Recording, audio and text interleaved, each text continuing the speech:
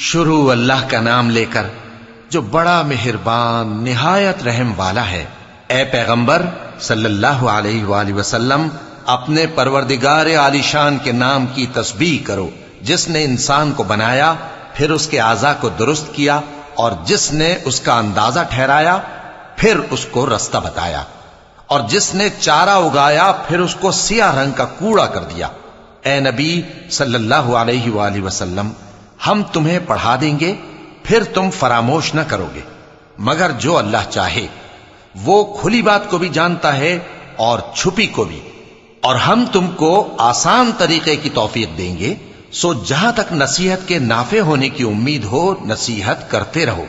جو خوف رکھتا ہے وہ تو نصیحت حاصل کرے گا، اور بے خوف بدبخت اس سے کترائے گا۔ جو بڑی تیز آگ میں داخل ہوگا، پھر وہاں نہ مرے گا اور نہ جیے گا۔ بے شک وہ مراد کو پہنچ گیا جو پاک ہوا، اور اپنے پروردگار کا نام لیتا رہا اور نماز پڑھتا رہا۔ بات یہ ہے کہ تم لوگ تو دنیا کی زندگی کو ترجیح دیتے ہو، حالانکہ آخرت بہت بہتر اور ہمیشہ باقی رہنے والی ہے۔ یہی بات پہلے صحیفوں میں بھی درج ہے، یعنی ابراہیم اور موسیٰ کے صحیفوں میں۔